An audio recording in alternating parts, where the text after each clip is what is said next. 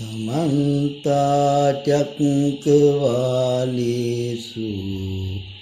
अत्रा गच्छन्तु देवता सद्धम्मं मुनिराजंस सुनन्तु सगमुखदं धम्मश्रवण कालो अयं बदन्ता धम्मश्रवण कालो अयं बदन्ता धम्मश्रवण कालो अयं बदन्ता नमो तस् भगवतु वरहतो सम्मा सम्बुद्धस्स नमो तस् भगवतु वरहतो सम्मा सम्बुद्धस्स नमो तस् भगवतु वरहतो सम्मा सम्बुद्धस्ස සර්ධාවන්ත පින්වත් ශ්‍රාවක ශ්‍රාවිකාවනි පහුගිය ධර්ම දේශනාවේදී අපි සෝතාපන්න වීම ප්‍රතිපදාව පිළිබඳ සැකයෙන් කරුණු ඉදිරිපත් කළා.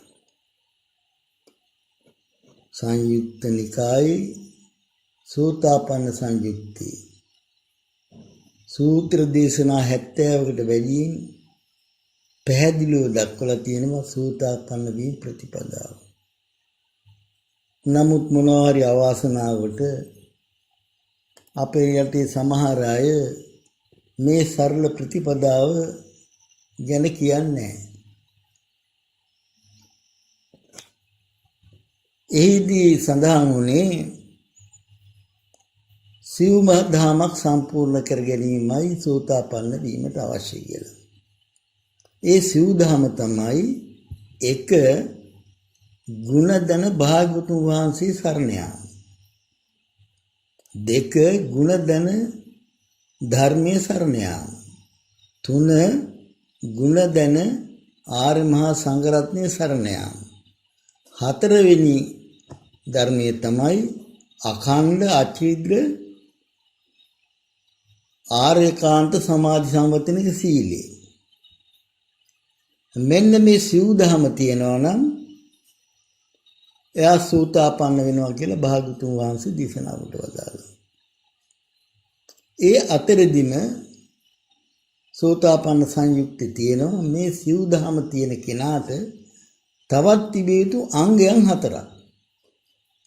ඒ අංගයන් හතර තමයි කල්යාණ මිත්‍ර සේවනය, ධර්ම ශ්‍රවණය, නිසිදහම් පටිපදාව සහ යෝනිසෝ මනසිකාරය. මෙන්න මේ කාරණා සම්පූර්ණ නම් නියත වශයෙන්ම ඒ පුද්ගලයා සතර අපායේ වියලු උතුම් සෝතාපන්න ශ්‍රාවකෙක් බවට පත් වෙනවා. මේ අමාරු ගැටලු සහිත බවක් නැහැ. අපි එදා පැහැදිලි කරා අද මේ තෙරුවන් සරණ යාමේ විශාල අඩුපාඩුවක් තියෙනවා කියලා. ඒකමයි අඩුපාඩුව. ඊළඟට සීලේ තව විශාල අඩුපාඩුවක් තියෙනවා. සමාධි සම්පත්තිනික බව නැහැ. සීලයේ වඩන්නේ කුමකටද? සමාධිය සඳහායි. එහෙමනම් ඒ සීලේ සමාධි සම්පත්තිනික වෙන්න ඕනේ. කොතරම් නීවරණ ධර්මයන් යටපත් කරලා ඉන්න හැකියාව තිබුණත් කෙනෙකුට පළඟ බැඳෙන කය ඍජුව තියාන පැයක් පමණ සුවයෙන් ඉන්න බැරි නම් එයාට සමාධියක් වඩන්න බෑ. ධ්‍යානයටපත් වෙන්න බෑ. ඒ පිළිබඳව අපි පහුගිය ධර්ම දේශනාවේදී කිසියම් දුරකට පැහැදිලි කළා.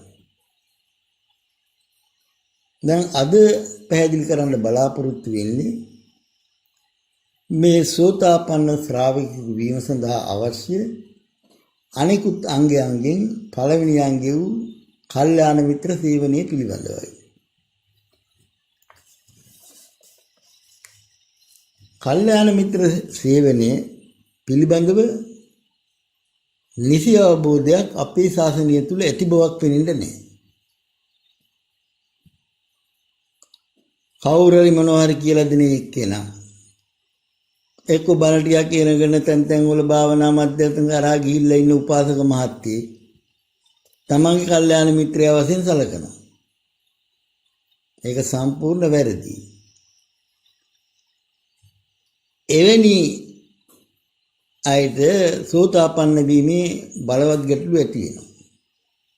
ඒ නිසා අපි මේ කල්යාණ මිත්‍රයා කියන්නේ කවුද කියන එක මෙහිදී පැහැදිලි කරගමු. මේ කල්යාණ මිත්‍රයා කියන්නේ වෙන කොහෙවත් ආපු කෙනෙක් නෙවෙයි. අපේ මේ සංඝ රත්නය තුලමයි වැඩ ඉන්නේ. චත්තාරි පුරුෂ විගානී අට්ඨපුරිස පුද්ගල ඒස භගවතෝ ශාවක සංඝෝ. යුගල හතරක් උද ඒ යුගල හතරේ එන්නා වූ අෂ්ටපුරුෂයෝ තමයි ආර්ය මහා සංඝ රත්නය වශයෙන් ගැනීම. සෝවාන්, සකෘදාගාමි, අනාගාමි, අරහත් යන මාර්ගස්ත පලස්ත පුද්ගලයා 8 දෙනා.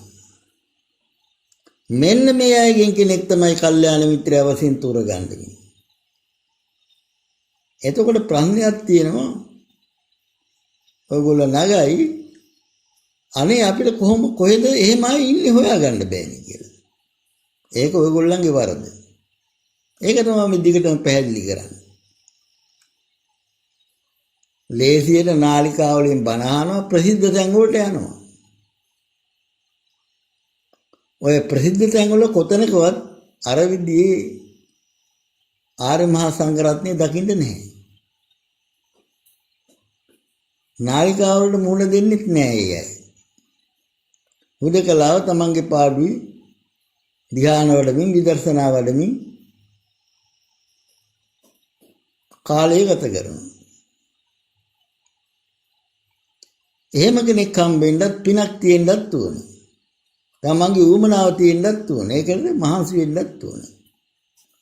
ඔන්න කොහෙන් හරි ගමේ සංවිධානයක් කරලා අද එනවා අහවල් හාමුදුරුවෝ භාවනාව ගන්නන්න කියනවා. කට්ටිය යනවා. ඒ හාමුදුරුවෝ කොහේ ඉඳලා ආවද කවුද මොකුත් දන්නේ නැහැ. මොනවා හරි ටිකක් කියනවා. ආයෙ කෙනෙක් කියනවා ආයෙ කියනවා. ආයේ නාලිකාවකින් භාවනාව ගන්නවා ඒකත් අහනවා. ආයේ මොනවා හරි පොතක තියෙනවා නම් භාවනාවක් ගැන ඒකත් ඉගෙන ගන්නවා. මේ විදිහට කවදාක්වත් සෝතාපන්න වෙන්න බෑ. තමන්ට සුදුසු එක කල්යාණ මිත්‍රයෙක් තෝරගන්න ඕනේ. අන්නේ කල්යාණ මිත්‍රයා තුල තිබිය යුතු ගුණාංග ගානාවක් තියෙනවා. පින්නතුනි පින්නතියනි හොඳින් මතක තියාගන්න.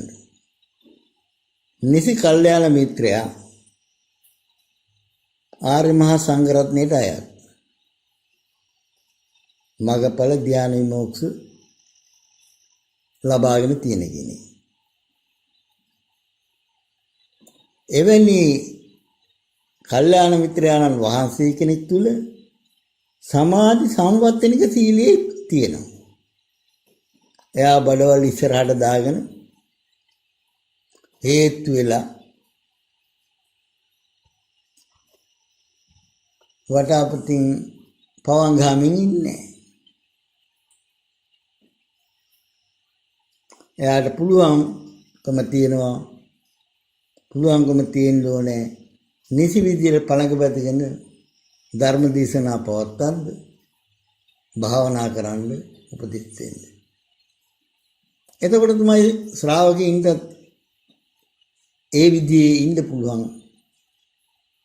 ආදර්ශයක් ලැබෙන්නේ.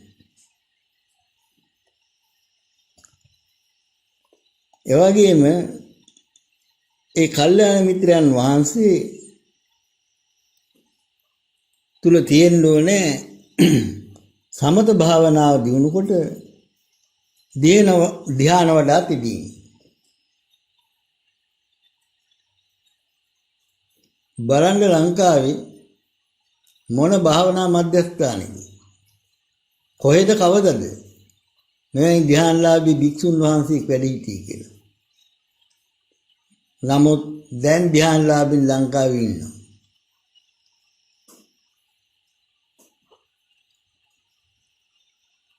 ඊළඟට මේ ධ්‍යාන වැඩුවටම බෑ.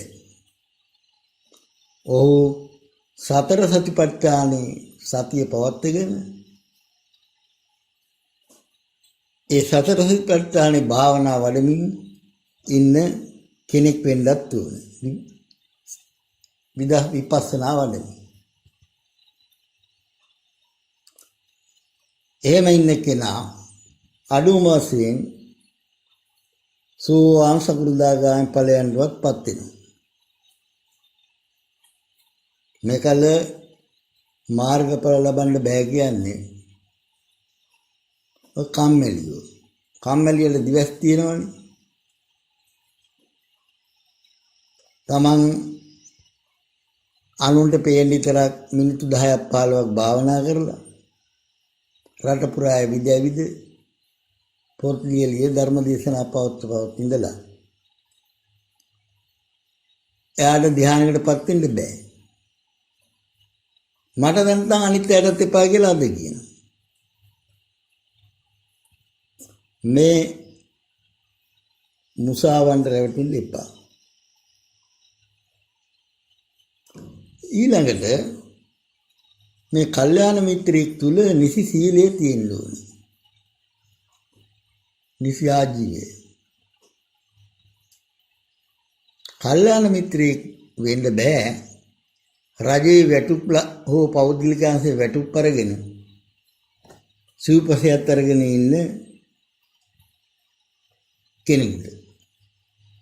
එයා විවිධ උපාධි දරාගෙන ඇති. නම්බුනාමත් ඇති. නමුත් ඒකක්වත් සුදුසුකම් නෙමෙයි. එකම සුදුසුකම මේ ආර්ය මාර්ගයේදී ධ්‍යාන වඩා විපස්සනා වඩා මාර්ගඵල වලට පත් තිබීමයි. ඊළඟට කල්යාණ මිත්‍රයන් වහන්සේ කෙනෙක් හැම වෙලාවෙම හැමදාම විවිධ නිර්මාණ ඉදිකිරීම සඳහා ආධාර එකතු කරමින් රට පුරා දුවන්නේ නැහැ. දැන් අද බණ කියන්නේ භාවනා උගන්වන්නේ අවසානයේදී තමන් කරන නිර්මාණයකට ආධාර දෙන්න කියනවා. මොනතරම් ඒක ලැජ්ජාවක් බයක් නැතුව කරන කතාවක්ද? ධර්ම දේශනාවක් කරලා ඒකට යමක් ලබා ගන්න හදන්න මේක වැරදි. භාග්‍යතුන් වහන්සේක පිළිසෙව් කරා. නමුත් අද නාලිකාල්ලගෙන මේ භාවනාව ගන්නනවා කියලා කියවගෙන යනවා. අවසානයේදී තමන්ගේ ආරාමේ උපන්සලි හදනහවල්නේ දෙයට ආධාර කරන්න කියලා ශ්‍රාවකයෝ පොළඹවනවා. මේ අය කල්යාණ මිත්‍රයෝ නෙවෙයි. ඊළඟට මේ භික්ෂුව අයත් ප්‍රධාන කාර්යයක් නෙමෙයි නිර්මාණයන් ඉදිකිරීම. තමන් සිවුර ගත්තේ නිවන් දකින්නයි. ඒ හින්දා කොතනක වැඩ හිටියත් චීවර, සේනාසන, පින්නපාත, බේසජ්ජ, ගිලම්පස මේ පිරිකර ලැබෙනවා. ඒව ලැබුණාන් පස්සේ කරන්න තියෙන තමන්ගේ පාඩුවේ සීලය රැකගෙන සිත කය වචනේ සමවර කරගෙන ධ්‍යාන වඩමින් විපස්සනා වඩමින් මේ මගඵල ලබා ගන්න උත්සාහ කරන එක. එහෙම නැතු උපාධි ගැනීම, නිර්මාණ දිගිරීම භික්ෂුවට අයත් කාරණයක් නෙමෙයි. ඒව ශාසන ඉතිහාස කලේ රජවරු, සිටුවරු. භික්ෂුන් වහන්සේලා කරේ වඩ අනුශාසනා කිරීම පමණයි. අද එක් එක්කෙනා මොනවා හරි කල්පනා කරනවා. මොකද්ද අද මං කරන වැඩි? කල්පනා කර කර ඉන්න දෙයක් නැහැ. කරන වැඩේ පැහැදිලි. මොකද්ද? නිවන් දකින්න එක. ඒ සඳහා ආර්ය අෂ්ටාංගික මාර්ගය යන්නේ. එහෙම නැතුව වෙන වෙන ඉදිකිරීම් ආදි කටයුතු වල යෙදෙනවා. එහෙම අය කවදාකවත් කල්යාණ මිත්‍රයෝ නෙවෙයි. ඊළඟට මේ පින්වතුන් නොදන්න කාරණා කීපයක් තියෙනවා කල්යාණ මිත්‍ර සේවනය පිළිබඳව. ඒකේ වැදගත්ම කාරණේ තමයි මේ ධ්‍යාන වලපු කල්යාණ මිත්‍රයන් වහන්සේ තුල විස්මිත ශක්තියක් පවතිනවා. ධර්ම ශක්තිය. ඒ තුලින් තමන්ගේ ශ්‍රාවකයට උදව් කරන්න පුළුවන්.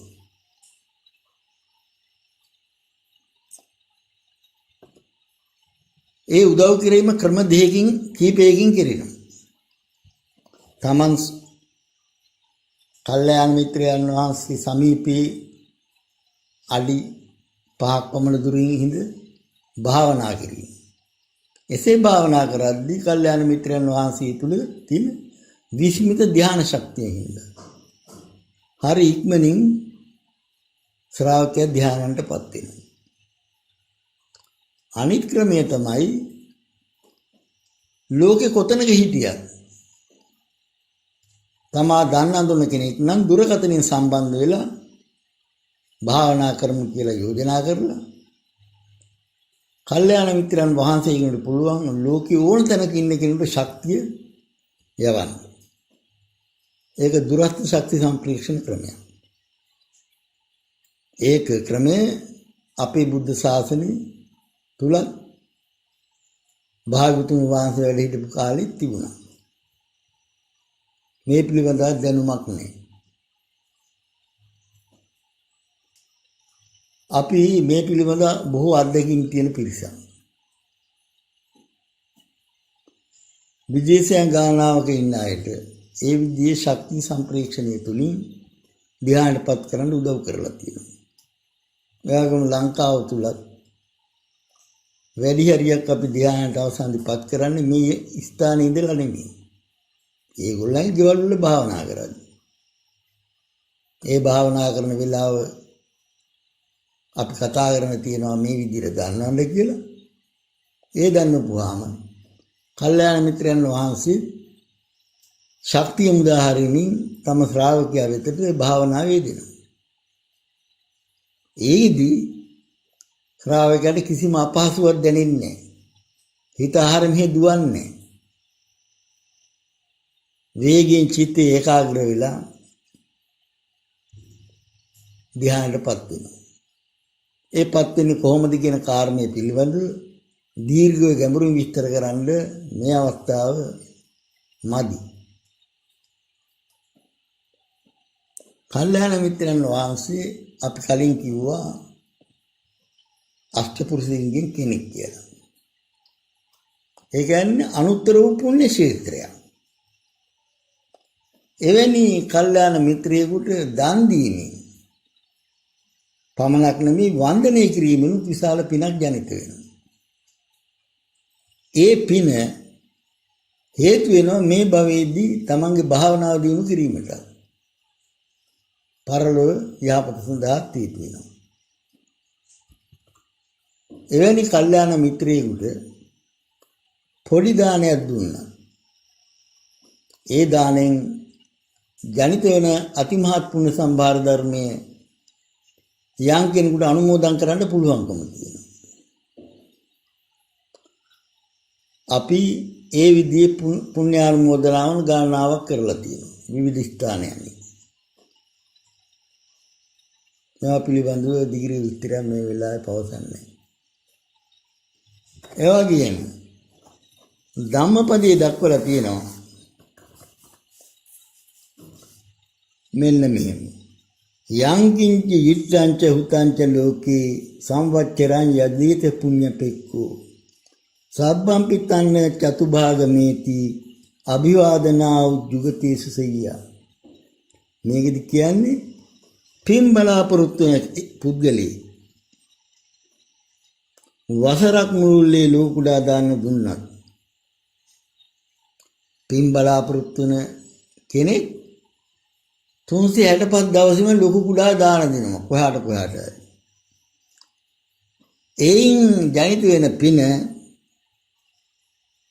ආර්ය උත්තමයෙකුට, ඒ කියන්නේ මගපල ධ්‍යාන විමුක්ත ලැබු කල වන්දනෙන් ලැබෙන පිනෙන් 4 කොටසක්වත් නොමිති. ඒක තවදුරටත් පැහැදිලි කරනවා නම් කල්යාණ මිත්‍රයෙකුට එකවරක් වන්දනය කිරීමෙන් ලැබෙන පින සමානයි වසර 4ක් මුළුල්ලේ එක දිගට දන් දීම ලොකු කුඩා දාන දීමෙන් ලැබෙන පිනට. මේක හිතා ගන්නවත් බෑ නේද? මේ විදිහේ පින් රැස් වෙනවා නම් ඒගොල්ල කවදාකවත් අපාගත වෙන්නේ නැහැ. සුගතිගාමි වෙනවා. අපේ මේ ශ්‍රාවක බොහෝ ධර්මය අහලා තියෙනවා. නම කවදාවත් ඇහුවද මේ ධර්මයේ මේ ගාථා? මේව සද්ධර්මයේ යටපත් කරලා තියෙන්නේ. ඇයි? ඒගොල්ලන්ට කියන්න බෑ මේ පිළිබඳව විස්තරය. තමන් ඉන්න තැන අනුව. ඒ නිසා නිසි කල්යාණ මිත්‍ර සේවනයේට පත්තුණු කෙනාට නිතර අතිමහත් පුණ්‍ය සම්භාර ධර්මයක් ජනිත වෙනවා. ඒ වගේම මේ අයගේ පින් ගන්න කැමති ඥාතීන් ඉන්නවා නම් ඒගොල්ලන්ටත් ඒව අනුමෝදන් කරගන්න පුළුවන්. ඒක අතුරු ප්‍රතිඵලයක්. ඒ ලැබෙන පින උඩ මේ භවයේදී හොඳින් බණ භාවනා කරගෙන ඉන්නත් වාසනාව ලැබෙනවා. ඒකත් මේ කල්යාණ මිත්‍ර සේවනයෙන් ලැබෙන ආනිසංසයක්. ඊළඟට මේ වන්දනය කිරීමෙන් මෙහෙම පිනක් ඇති වෙනවද කියන එක ශ්‍රාවකින්ට ගැටලුවක් වෙන්න පුළුවන්. ඒකට මම යමක් කියන්න ඕනේ නැහැ. භාග්‍යවතුන් වහන්සේ කිසියම් ධර්මයක් දේශනා කළාද?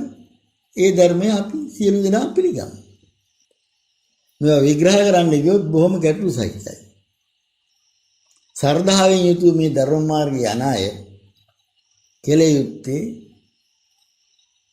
සූත්‍ර පිටකේ තියෙන බුද්ධ අනුශාසනාවන් මේ විදිහට පිළිගන්න. අපේ සර්ධාව තුළ මේ වාද විවාද කරන්න යන අයට මේ භාග්‍ය ලැබෙන්නේ නැහැ. ඊළඟට මේ වන්දනීය පින පිළිබඳව තවත් ඔබ කවුරුත් දන්න ගාථා රත්නයක් තියෙනවා. අභිවාදන සීලිස්ස නිච්ඡම් බුද්ධාපචායිනෝ චත්තාරෝ ධම්මා වඩ්ඩಂತಿ ආයුවන්නෝ සුඛං බලං. මේ ගාථාවෙන් කියවෙන්නේ අභිවාදන සීලිස්ස. යන්නේ වන්දනය නිතර වඳීමෙන් කාලද උත්තමීන්ට ලැබෙනවා ධර්මයන් 4ක්. ඒ තමයි ආයුෂ, වර්ණය, සැපය, බලය. ආයුෂ පරමායුෂක් හැම එක්කෙනාම ගේනවා කියලා අපි ධර්මයේ දැකලා තියෙනවා, අහලා තියෙනවා. එහෙමනම් මේ ආයුෂ වැඩි වෙන්නේ කොහොමද? පින්වතුනි, මේ වන්දනය තුලින් කර්ම ශක්තිය අභිභව ඒ ආයුෂ වැඩි වෙනවා කියන එකයි මේකේ තීරණය. වර්ණය වැඩි වෙනවා. මම දැකලා තියෙනවා දවස් කීපෙන් ওই තරුණ අයගේ වර්ණය ඊටාත්ම වැඩි වෙනවා, දීප්තිමත් වෙනවා.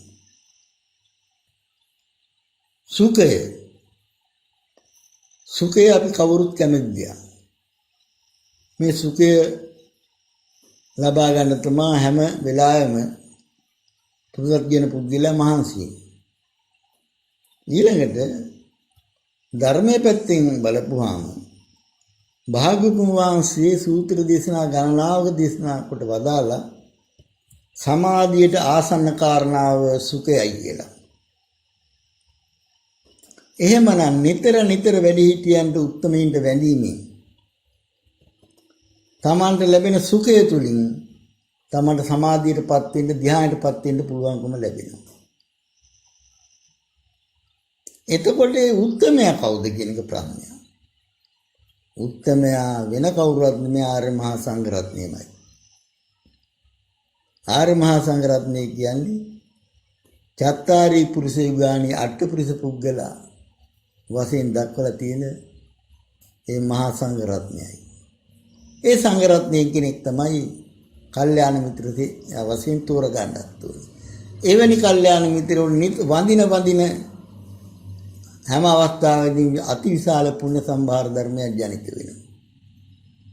ඒ පෙනින් එයාගේ ආයුෂ වැඩි වෙනවා. වර්ණය වැඩි වෙනවා. සුඛය වැඩි වෙනවා. බලය වැඩි වෙනවා. බලය කියන්නේ මොකද්ද? මෙතන චිත්ත බලය. භාවනාවට අවශ්‍යයි. සුඛේ සමාධියට ආසන්න කාරණාව.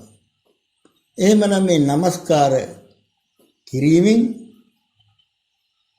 මේ විදිහේ විශාල ආනිසංස ගණනාවක් ලබා ගන්න පුළුවන්. කාටද මේ විදිහේ নমස්කාර කරන්න ඕන කියන එකත් මේදී කලින් දැක්වුවා. කාටද? සංඝ රත්නයට. සංඝ රත්නය කියන්නේ අෂ්ට මහා පුරුෂයින්ටයි. නිකම්ම ඇයට නෙවෙයි. මේ විදිහේ බලපුවාම යම් කෙනෙක් ධ්‍යාන මොක්ෂ මගපල් ලැබු ආර්ය සංඝ රත්නයෙන් කෙනෙක් කල්යාණ මිත්‍රයන් වහන්සේ වශයෙන් තමන් තෝරගත්තු. ඔහුට අමතර ලාභ ගණනාවක් ලැබෙනවා. භාවනාවට උපදෙස් දීම ඇරෙන්න. ඒව තමයි තමන්ගේ මියගිය ඥාතියින් පින් දීලා ඒගොල්ල ඒ නරක තැන් වල ඉන්නවා නම් භව්‍ය තැන් වලට පිටත් කිරීම. අපි අත්දකලා තියෙන දෙයක් තමයි මේ ස්ථානයේ පැමිණලා තියෙනවා සාංගික දාන හුඟක් දීපු, ඒ කියන්නේ ලක්ෂ 15 20 වියදම් කරලා සාංගික දාන දීලා තමන්ගේ ඥාතීන්ට පින් දී ගන්න බැරි වුණා. ඒ අයගෙන් තියෙන කරදර නැති වෙලා තිබුණා දිගටම. මෙවැනි විශාල පිරිසක් මේ ස්ථානයේ ඇවිදින් තියෙනවා. ඒ කුඩා දානයක් දීමෙන් ඒගොල්ලන්ගේ ඥාතීන්ට පින් අනුමෝදන් කරලා නිදහස් වුණා. ඇත්තටම අපේ අත්දැකීමක් තියෙනවා කිසිම දානයක් නැතුවත් තමා තුළ ජනිත වෙලා තියෙන අතිමහත් පුණ්‍ය සම්භාර ධර්මයෙන් කොටසක් කිසියම් ඥාතියෙකුට අනුමෝදන් කරොත් එයා ඒකෙන් සුවපත් වෙනවා. ධාතු කරඬුවක් නැහැ, පාවඩනේ, භික්ෂුන් වහන්සේලා 7-8 නමක් නැහැ, වෑංජන ගොඩක් නැහැ, අවුල්පත් ගොඩක් නැහැ, බත් වී වෑංජන දෙකක් තුනකුයි තිබුණාම හොඳට මේ ඥාතිවරු පින් අනුමෝදන් කරන්න. එහෙම පුළුවන්කම තියෙන අර විදිහේ කල්යාණ මිත්‍රයන් වහන්සේ කෙනෙකුට පමණයි. ඒ වගේම තමාටත් ලැබෙනවා ආයුෂ වැඩි වෙනවා, වර්ණය වැඩි වෙනවා, සුඛය බලය වැඩි වෙනවා. එහෙනම් බොහොම ඉක්මනින් තමන්ට චිත්ත ඒකාග්‍රතාවය දිනු කරගෙන ධ්‍යානයකටපත් වෙන්නත් පහසු වෙනවා. එහිදී නිසි කල්යාණ මිත්‍රයන් වහන්සේ තුල තියෙනා වූ අති විස්මිත ධ්‍යාන ශක්තිය ඔබට හැම අතිම උදව් කරනවා. ඔබ මේ කල්යාණ මිත්‍රයන් වහන්සේ ඉදිරියේ සිටියත් නැතත් විදේශගත වුණා ඔබට මේ ශක්තිය ලැබෙනවා. ඒ පිළිබඳව කතා කරන්නේ අපි දහම් පුහුණුවකට සම්බන්ධ වෙන අය එක්කලා පමණයි. ඒක අත්දැකීම් තුලින් කියලා දෙන්න ඕන ධර්මයක්. ඒ වගේම වැරදි කල්යාණ මිත්‍රේ ඇසුරු කළොත් උපදෙස් ගත්තොත් මොකද වෙන්නේ? අර කිසි ප්‍රතිලාභයක් ලැබෙන්නේ නැහැ ඔබට. සෝතාපන්න වෙන්නත් බෑ. එයි ඔබ ආර්ය මහා සංඝරත්නයේ සරණ ගිහිල්ලා නැහැ හරියට. හඳුරගන්නේ. සංඝරත්නයේ හඳුනන්නේ නැති එක්කෙනාට තෙරුවන් සරණ යන්න බෑ. එතකොට සිව්දහම් සම්පූර්ණ වෙන්නේ. ඒ තුලින්ම ඔබට සෝවාන් වීමේ අවස්ථාව අහිමි වෙලා යනවා. අද පවතින වැරදි කල්යාණ මිත්‍ර සේවනයන් පිළිබඳව බොහෝ දේ කතා කරන්න තිබුණත් මම ඒ සම්බන්ධයෙන් මේදී විස්තර කරන්න බලාපොරොත්තු වෙන්නේ. ඒවා මේ දැන් කරන ලද විස්තරය අනුව ඔබ තුල යෝනිසෝ මනසිකාරය තියෙනවනම් ඔබට තීරුම් ගන්න පුළුවන්. එසේ තීරුම් ගන්න බැරි කෙනෙකුට මේ ධර්ම මාර්ගය යන්නත් බෑ. ඉතා කෙටියෙන් බොහොම සරල ධර්මයක් තමයි දේශනා කරන්නේ. ඒ ධර්මයේ ඔබ ඉතා හොඳින් තේරුම් ගත්තා නම් ඔබට සෝතාපන්න වීම ඉතා පහසු දෙයක් වෙනවා. අද බුදුන් සරණ යාම ධර්මයේ සරණ යාම වැරදියට කරත් ඒක නිවැරදි කරගන්න බොහොම පහසුයි. නමුත් සංඝ රත්නයේ සරණ යාම හරිම අමාරුයි. ශ්‍රාවකින්ට තෝරලා බීරලා ගන්න බෑ කවුද ආර්ය සංඝ රත්නය කියලා. හැම වෙලාවෙම කැපිලා පේන පුද්ගලයින් රැවටෙනවා. ආර්ය සංඝ රත්නය නාලිකාවල මුහුණ පෙන්නගෙන ඉන්නේ. විවිධ ප්‍රචාරයන් කරන්නේ. ඒ අය උදකලාව තමන් පැවිදි බලාපොරොත්තු ඉටු කරගන්න අකණ්ඩව මහන්සි වෙනවා. එවැනි අය ලංකාවේ ඉන්නවා. එවැනි අයගෙනුත් සියලු දෙනාම හැබැයි කල්යාණ මිත්‍රෝදි කියන එක තේරුම් ගන්න ඕනේ. මම ඒ තේරුම් ගන්න පුංචි උපදෙස් කීපයක් දෙන්න. දැන් ඔබ කිසියම් වනගතව ඉන්න පින්න පාති වඩන උදකලාවේ ඉන්න භික්ෂුන් වහන්සේ නමක් ළඟට ගියා. උන්වහන්සේගේ උපදෙස් ගන්න. උන්වහන්සේ කිව්වොත් මේ ආර්ය අෂ්ටාංගික මාර්ගයේ සීල සමාධි ප්‍රඥා නෙවෙයි ප්‍රඥා සීල සමාධි කියලා අන්න එතනින්ම ඔබට තේරුම් ගන්න පුළුවන් මෙයා වැරදි ධර්ම ප්‍රතිපදාවක ඉන්න කෙනෙක් කියලා. හිමින් සැරේ එයාට එමක් පූජා කරලා නැවත නොවන විදිහට ආපු වෙන එකයි තියෙන්නේ. ඊළඟට යම් කෙනෙක් කිව්වොත් ඔය ධ්‍යාන වඩන්න ඕනේ නිවන් දකින්න කියලා. අන්න යා පිළිබඳව මෙන්න මේ විදිහට හිතන්න. සත්‍තිස් බෝධිපාක්ෂික ධර්මයන්හි සඳහන් ප්‍රඥා සර්ධා සත්‍තිස් බෝධිපාක්ෂික ධර්මයන් සඳහන් වෙන සර්ධා වීර්ය සති සමාධි ප්‍රඥා වල සමාධි කියලා දක්වන්නේ මොකක්ද? සමාධිය වශයෙන් දක්වන්නේ පළවෙනි දෙවෙනි තුන්වෙනි හතරවෙනි ධ්‍යානයටපත් වීම තමයි සමාධිය වශයෙන් දක්වන්නේ. එහෙමනම් ධ්‍යාන වඩන්න ඕනේ නැහැ කියන කෙනා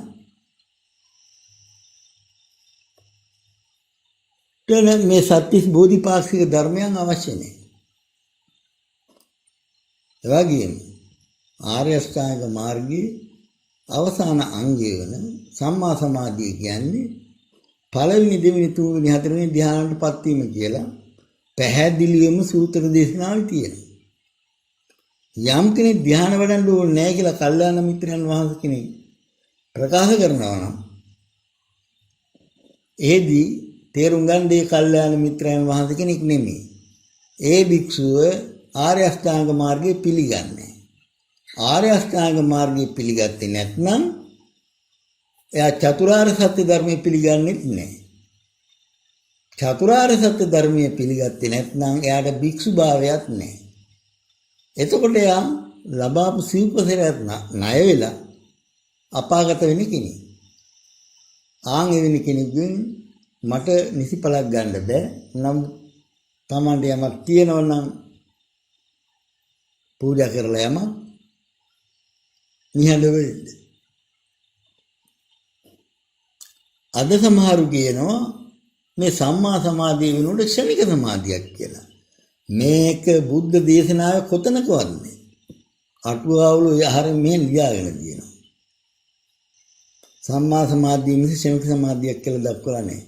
එහෙම දක්වනවා නම් එයත් කල්යාණ මිත්‍රයෙක් නෙමෙයි වැරදි ධර්ම ප්‍රතිපදාව ගැන කෙනෙක්. ඊළඟට යම් කෙනෙක් කිව්වොත් කකුල් දෙක කොහෙද තිබුණත් කමන්නේ භාවනා කරන්න හිතෙන් කිව්වොත් එයා සම්බුද්ධ ප්‍රඥාප්තියට පිටින් යන කෙනෙක්. භාග්‍යවතුන් වහන්සේ කිව්වේ පළඟ බඳගෙන කය ඍජුව තියාගන්න. සතර සතිපට්ඨානේ පළවෙනි අනුපස්සනාව කායානුපස්සනාව. ඒ ආරම්භ වෙන්නේ ඥානාපාන පබ්බේ. ඒදි භාග්‍යවතුන් වහන්සේ කොහොමද දේශනා කරන්නේ? පල්ලංකං ආවුදිත්වා උදුං කායම් පනිදාය පරිමුඛං සතින් උපට්ඨපිත්වා. මේ විදිහට පළඟ බඳගෙන කය ඍජුව තියාගෙන ඉඳයි. මොකද ආනාපාන භාවනාව ඉස්සරලා වඩන්නේ විදර්ශනා භාවනාවක් වශයෙන් නෙමෙයි සමත භාවනාවක් වශයෙන්. ඊට පස්සේ විදර්ශනා භාවනාව කරා දියුණු කරන්නේ. ඒ කොහොම කරත් ධ්‍යාන වැඩෙන භාවනාවක් කරද්දී පළඟ බඳ ගන්නම ඕනේ. ඒක පැහැදිලි වෙනවා ගිරිමානන්ද සූත්‍රයේදී. දස සංඥා දක්වද්දී භාගතුන් වහන්සේ භික්ෂුවට පළඟ බඳ ගන්න කියලා නැහැ. නමුත් දස සංඥා වලින් ආනාපාන භාවනාව දක්වද්දී පමණ නිසි විදියට පළඟ බඳ ගන්න කියලා සූත්‍රයේ දක්වලා තියෙනවා. එහෙමනම් මේ ආර්ය මාර්ගයේදී හැම කෙනාම සීලය ළඟට සමාධිය ලබන්න උත්සාහ කරන්න ඕනේ. සමාධිය අපි මේ කිව්වට ධානයකටපත් වෙන්න. එහෙන්පත් වෙන්න නම් සමාධි සම්පත්තියේ සීලය තියෙන්න ඕනේ. ඒ කියන්නේ පළඟ බඳින කය ඍජුව පැයක් පමණවත් නිසල්මනේ සුවයෙන් ඉන්න පුළුවන්කම තියෙනවා. අන්න එහෙම බැරි අය කල්යාණ මිත්‍රයන් වහන්සේලා වශයෙන් තෝරගත්තොත් ඕගොල්ලෝ දෘෂ්ටානුගතිකටපත් වෙනවා. අද ලංකාවට වෙලා තියෙන්නේ ඒකයි. භාවනා මධ්‍යස්ථාන ගානාව ලංකාවේ ඇතුණ අදහස් ගන්න. අද ඒව භූත මධ්‍යස්ථාන බවට පත් වෙලා වෙහිලා වැඩි හරියට. ඒක සමහරගේ එක්කෙනෙක් දෙන්නෙක් ඉන්නවා මුරකාරියෝ වගේ. වෙන මොකවත් නැහැ. කලින් දහස් ගණක් රැස් වෙච්ච තැන්. මෙන්න මේ වැරදි හින්දා තමයි ඒ භාවනා ව්‍යාපාර අකර්මණ්‍ය. ඉතින් මෙවෙන් පාඩම් ඉගෙනගෙන දැමුවත් නිසි භාවනා ප්‍රතිපදාවට ලැබෙන්නේ කාලය වින්දා. කකුල් දෙක කොහෙ තිබුණත් භාවනා කරන්න හිතෙන් කියන්න බෑ. සියලුම ඵල සමාපatti ධ්‍යාන විශේෂය. හතර ධ්‍යානයටපත් වෙන්නේ නැතුව විමුක්ෂ මුඛ ඇති කරගන්න බෑ. අරහත් ඵල සමාප්තියත් එක්තරා විදිහක ධ්‍යාන සමාපත්තිය. මේදී මේ ආධුනිකයෝ බිය වෙන්න එපානේ අපිට බෑ ওই ධ්‍යාන වඩන්න කියලා. ඔයගොල්ලන්ට තියෙන්නේ මේ ධ්‍යාන වැඩිම අවශ්‍යයි කියලා පිළිගැනීම පමණයි. ඒක ඔයගොල්ලන්ගේ සම්මා දෘෂ්ටියට හේතු වෙනවා. සෝවාන් ශ්‍රාතකෙක් බවට පත් වෙන්න, සෝවාන් මාර්ගයටපත් වෙන්න ධ්‍යානයක් අවශ්‍ය නැහැ. ඒක පැහැදිලි වෙනවා ප්‍රීති සූත්‍රයේ.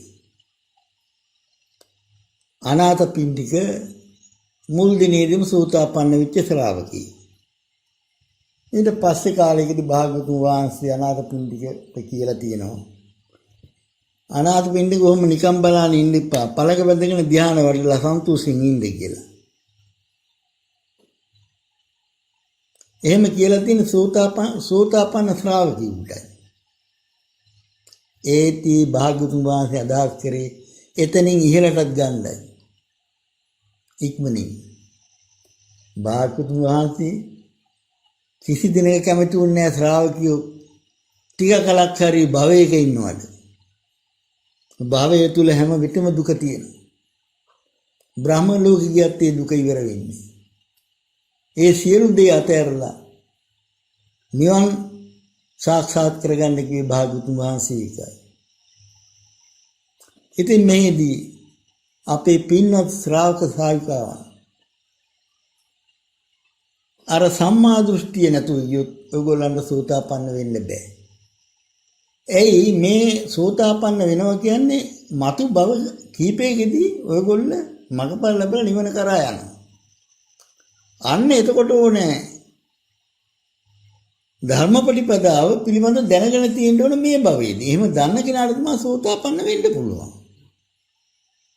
ඔයගොල්ලන්ට බැරි වුණත් මේක අවශ්‍යයි කියලා මේ ධර්මයේ පිළිගන්න.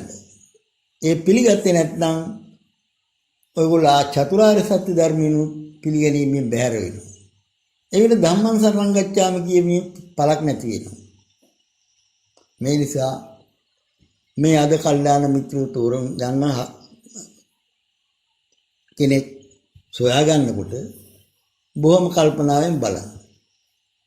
මේ විදිහට අද අපි තා කෙටියෙන් දේශනා කරා කල්යාණ මිත්‍රයා කියන්නේ කවුද?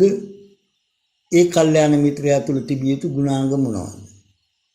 වැරදි කල්යාණ මිත්‍රයා කියන්නේ කවුද කියලා දේශනා කරා.